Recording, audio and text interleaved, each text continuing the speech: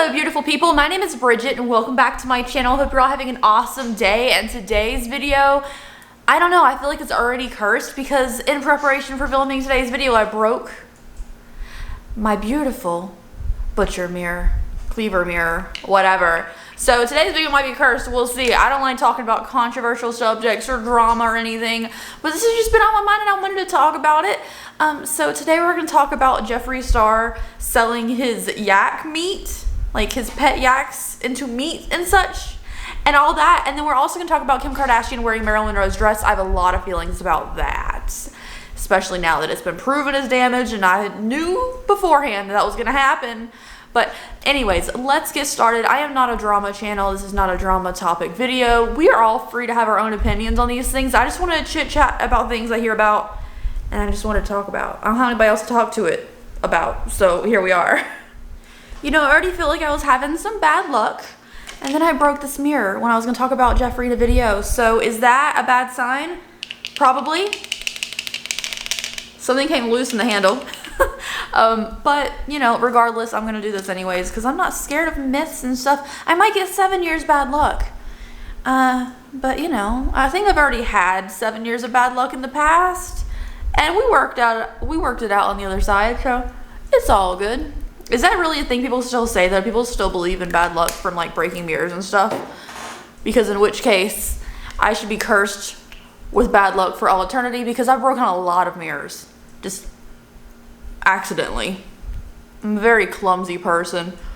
For primer today, I'm using the Rare Beauty illuminating primer that we got in a subscription box, and I might not talk about everything on my face, but I'll leave it linked down below for you. Did you ever use too much primer and you don't know what to put it? Ugh. We're just doing my base face today. I wanted to have my eyes done so I would look somewhat put together on camera today, but I wanted to talk about Jeffree's yak thing. But before I do that, let's give a quick shout out to my small business, theopencrypt.com.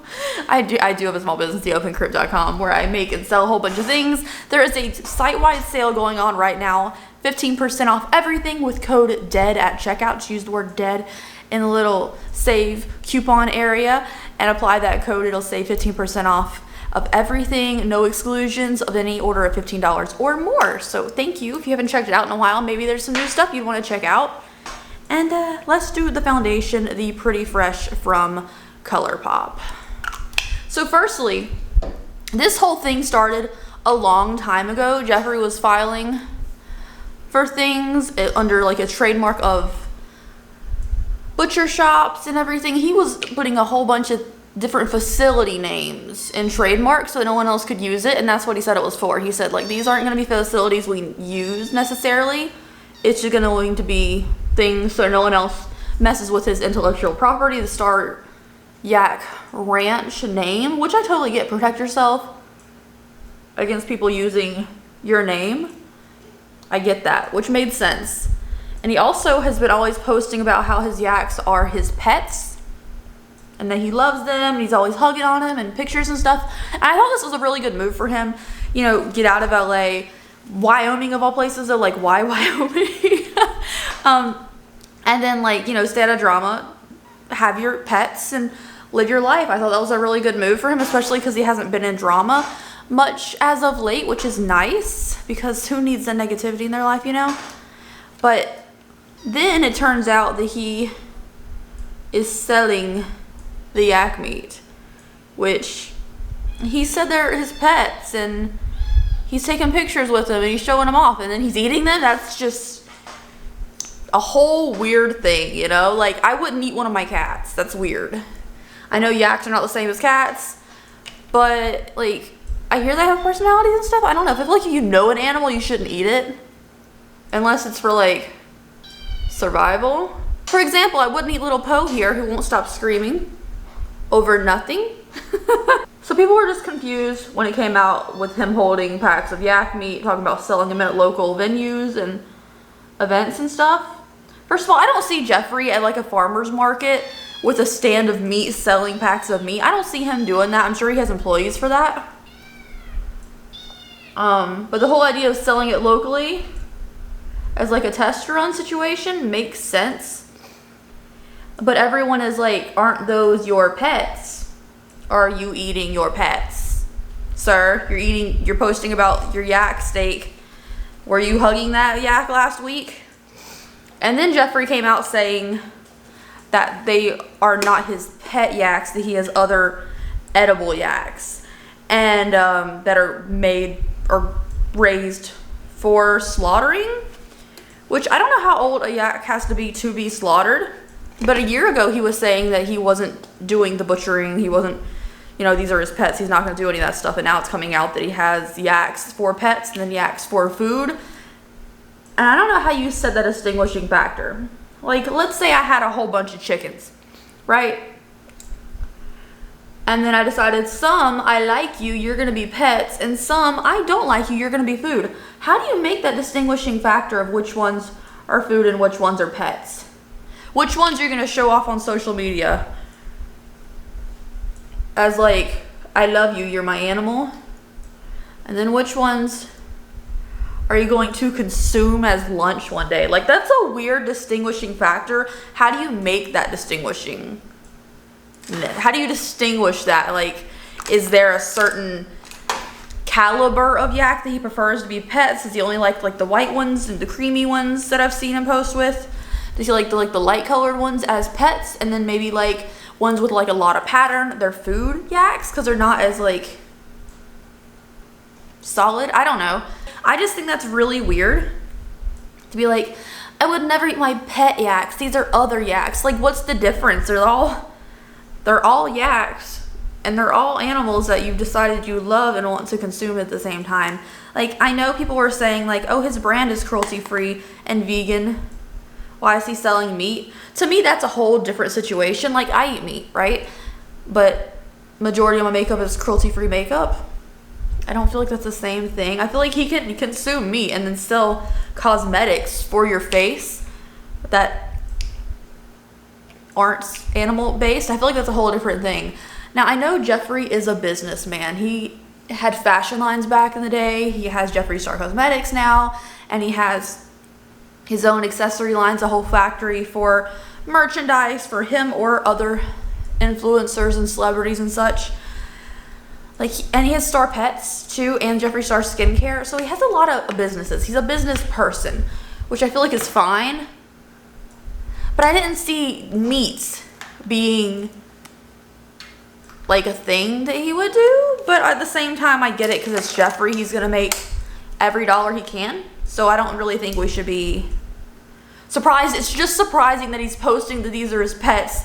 No, we're just saving our trademarks for this stuff. We're not doing it. And then he does it like within a year. Like, it just seems odd to me. But again, making his dollar. But I just want to know how you determine which yaks are pets and which ones are foods. Like, it's weird. I don't know. It's just a weird thing. So let me know what you think about Jeffree eating his yaks down below. Is it just me just thinking it's weird to have some yaks are food, some yaks are pets? Because how do you determine which one goes in what category? That's the question I have. So let me know what you think about that down below. And now let's start talking about Marilyn Monroe's JFK birthday dress worn by Kim Kardashian. So Kim Kardashian wore Marilyn Monroe's Happy Birthday, Mr. President dress from 1962 to the Met Gala this year. Now, first of all, to use the actual real authentic dress, I had issues with it in the first place for multiple reasons, even before we knew about anything that happened to it afterwards. I had a lot of issues with this. One, this dress was custom made specifically for Marilyn, so it should stay as Marilyn's, for one. It's also a historical artifact that is it's a moment in history. And I think to be wearing it for just like some fashion event is very odd. And then also Ripley's Believe It or Not gave Kim Kardashian a lock of Marilyn Monroe's hair that night as well. One, that lock of hair was obtained through nefarious sources. Now, if you watched Ripley's Believe It or Not back in the early 2000s, hosted by Dean Cain, they talked about in a small segment, I loved that show, so I know this. They talked about Marilyn Monroe's hair, and they had a lock of it on display as like one of the little artifacts they talked about between larger segments. So Dean Cain was telling us all about how that the coroner, when doing Marilyn Monroe's body after she passed away, cut a lock of her hair and gave it to his wife as a gift. She was a big fan of Marilyn's, and she got this hair as a gift from the coroner. First of all, that's nefarious. You didn't have her permission to take something from her body. It's weird. And then Ripley's, believe it or not, like, Ripley's is a museum in itself. So if they found the hair, like, after the couple passed who obtained it, right, and had it on display, I always think that's fine, because it's for educational, informative purposes. It's a history artifact. Is it obtained nefariously? Yes, but it is an artifact from a historic icon, let's say. I know she's not like a general or something, but she is one of the most famous women of all time. So, especially of the 20th century. So I think to have a case of her pillowcase white hair given to Kim Kardashian, who knows what she's gonna do with it. She said she's gonna sleep with it under her pillow every night. That's weird, but I would probably do the same thing because I'm weird. But to just give this historical artifact that was obtained to nefarious circumstances, and give it to Kim Kardashian, who's famous for literally what? I think it's weird. Then let's get back to the dress, okay? Because this is supposed to be about the dress. I have issues with historical artifacts from someone who has taken advantage of all her life being given to someone who takes advantage of people all her life, you know? So, the dress. A lot of people were wondering, did they actually let her wear the dress at the Met Gala? And they did. Now, Marilyn Monroe was very petite. I've seen a lot of posts saying that she was thick and she was voluptuous. No, Marilyn Monroe was very petite. And a lot of those pictures, for example, this one, Marilyn was pregnant during that picture, and I feel like that's weird to sexualize her for wearing a bathing suit. And she's also very petite. Just because she doesn't have like shapewear on that makes her go shunk shunk all the time doesn't make her not small. She's a very small framed woman. She was. It's just facts. So Kim Kardashian is known for being a shapely figure, you know, and not a realistic body type. The fact that Marilyn Monroe was sewn into the dress, made custom fitted to her, she was sewn into that dress to wear it for the event, and she was very petite. Kim Kardashian's not as petite. I knew from the get-go that there's no way it could be reused properly without alterations or damage, okay? I knew this before the night was even over, because it just doesn't make sense for a dress sewn onto a small person to be on a normal sized or shapely person today. It doesn't make any sense. But it turns out I was right about everything, and that the dress, that she has a lock of her hair, for one. Why does she have a lock of her hair? And for two, the dress has been damaged. Here's a picture of the before and after the event. A lot of the crystals are missing or falling, hanging off. The seams are stretched, and you really altered and messed with a piece of historical significance, because that "Happy Birthday, Mr. President" is a very famous, a very recognized thing in time. There's a lot of crap in museums that none of us know anything about, but they're seen as important. This, we all know about it. So of course it has cultural significance, especially at 1962, the year Marilyn died, and right before the Kennedy assassination, not too long after. You know, like it's pop culture history, whether you like it or not, and to see that ruined, and it's not going to be able to hold up and be as pristine as it was, is sad, because no amount of restoration is going to bring it back to the original state that it was. And I don't know why a historical artifact was given to a random celebrity to wear for a night of fashion. Like, it doesn't feel like it should have happened. Like, this whole thing could have been avoided. And also, why are you giving a random woman a piece of Marilyn's hair who's not going to treasure it like it would be in a museum? Or in the Ripley's vault. It was nice to see it on television. Like, I thought about it, you guys. I thought about it. I'm weird. I'm obsessed with Marilyn, okay? I get it. If I had a lock of her hair what would I do with it? I would touch it, right? And then I would put it in a frame because it is historical. But again, it's not like a little prize to be tossed around because it was attained against her will. There is a napkin that's very famous that has Marilyn Monroe's lip print on it. She wiped her mouth at a table, but that is seen, and the picture of it is around the internet, and it's very pretty. To me, something she left out in a public space is something that you could treasure more than something that was taken from her body after she was gone. You know, it just feels weird. Why am I talking so much about the hair and less about the dress? The dress is a historical artifact. It's ruined. It's ruined. Why was it given to Kim? I don't know. It was ruined and not handled properly.